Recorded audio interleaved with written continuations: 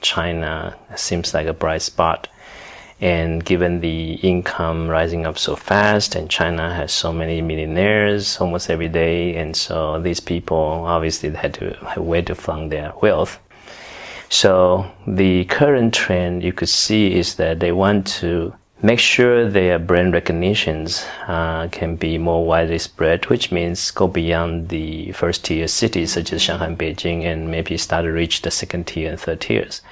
So currently they do have this strategy, try to using every means to reach less developed, so to speak, kind of city, but there's still, a few rich people locally there.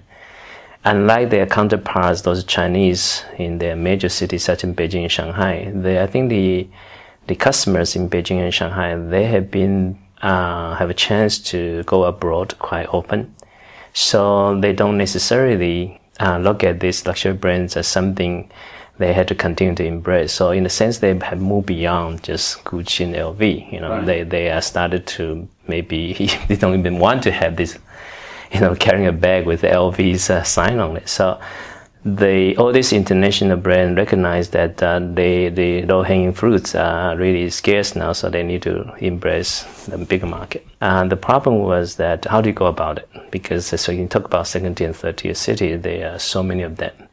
So in essence, that they have a couple of different strategies. One is try to maybe start to build some of those stores in those second-tier and third-tier, sometimes with partners and through local distributions.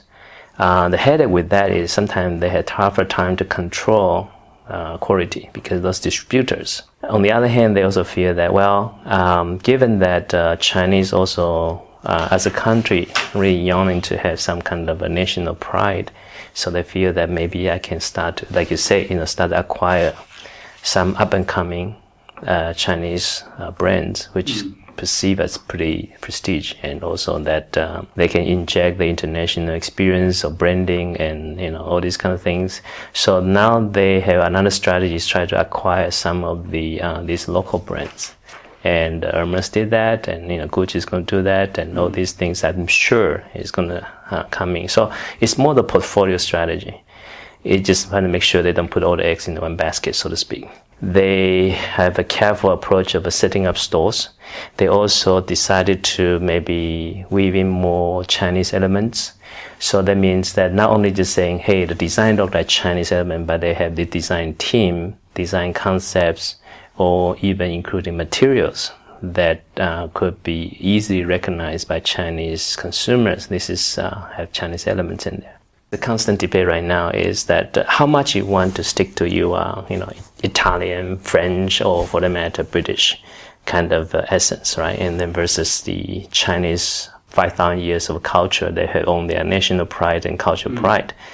But it's always constant battle in between two. And you start to recognize that some of these consumers feel that they don't really necessarily to embrace, say, the international brand for the sake of, that just because it's expensive or the luxury, because they don't know much about the history of Dior. They don't know much about the history of Hermes or that matter.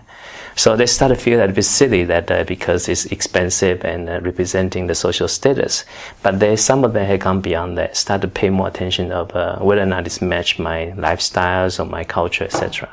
So I think they do recognize that they had to slowly try to bridge the two. And so in a sense that from branding point of view, they are experimenting to bring a little bit of local culture and national pride or the people's pride into the design. And then in terms of media, they start to recognize that they will try to maybe more PR events that are catering to Chinese, using Chinese connections, Chinese kind of organization, Chinese media, and spokesperson. So they will use some Chinese celebrities.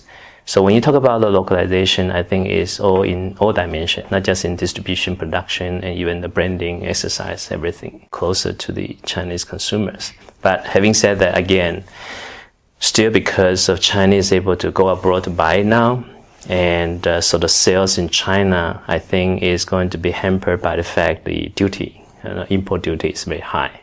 So my sense is that for the local stores, they are just trying to showcasing their brands. It's just more like a brand exercising, maybe not making a lot of sales, but at least it's visible. They go to those second tier and third tier. It's very similar like when they started in Shanghai and Beijing. There's something there, showcase their brand, and then for those urgent need, they can meet those demands. So I think that so long as they can keep up the brand attraction in China, then they will have this kind of overseas sales going to continue. But the danger is when your brand becomes Nike, when your brand become one of these prevalent one, everybody own one, then you are going to be in trouble. So I think this is a critical juncture for all the brands right now.